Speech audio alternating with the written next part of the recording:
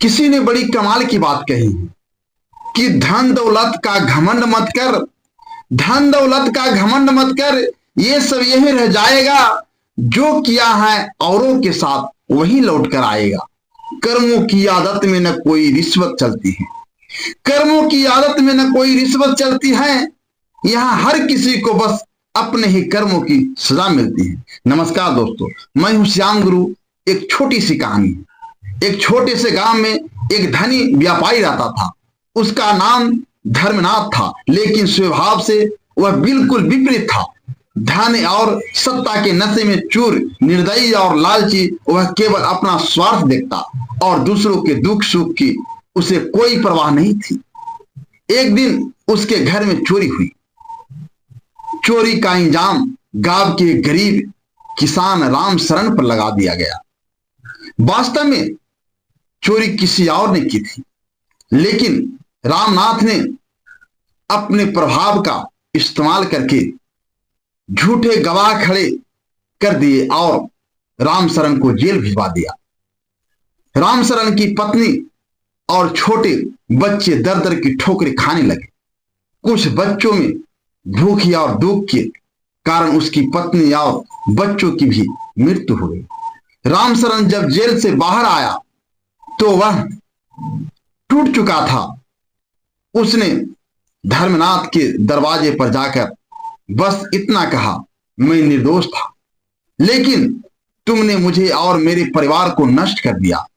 यह संसार कर्मों के नियम से चलता है। जो तुमने किया है उसका फल तुम्हें इसी जीवन में मिलेगा। धर्मनाथ ने उसकी बात को हंसी में टाल दिया। उसने सोचा कि वैसे और सत्ता से सब कुछ खरीदा जा सकता है। समय बीतता गया। धर्मनाथ का व्यापार बढ़ता गया। उसकी संपत्ति कई गुना हो गई। लेकिन एक दिन उसके बेटे की मृत्यु हो गई। उसके बाद व्यापार में भारी नुकसान हुआ। नौकरों ने धोखा दिया और धीरे धीरे वह कर्ज में डूबता चला गया। कुछ वर्षों में धर्मनाथ कंगाल हो गया। एक समय जिसे पूरे गांव में राजा की तरह सम्मान मिलता था, वही अब सड़कों पर भटक रहा था। एक दिन भूख और थकान से वह एक पेड़ के नीचे गिर पड़ा। अचानक वह युवक उसके पास आया। उसने उसे पानी पिलाया। धर्मनाथ ने कांपती आवाज में कहा, बेटा तुम कौन हो? इतना दयालुता क्यों दिखा रहे हो? उस युवक ने मुस्कुराते हुए उत्तर दिया, मुझे पहचाना नहीं? मैं वही रामशरण हूं जिसे तुमने झूठे इंजाम में फंसाया था। धर्मनाथ की आंखें फटी रह गई। रामशरण ने आगे कहा, तुमने जो किया था उसका फल तुम्हें मिल गया। तुम्हारा बेटा चला गया, तुम्हारी संपत्ति चली गई और तुम वही झेल रहे हो जो मैंने झेला था। कर्मों का न्याय कभी टलता नहीं, बस सही समय पर आता है। धर्मनाथ की आंखों से आंसू बहने लगे। उसने अपने पिछले कर्मों के लिए क्षमा मांगी, लेकिन समय निकल चुका था। दोस्तों, इस कहानी से हमें यह सीख मिलता है कि कर्मों का फल अटल है।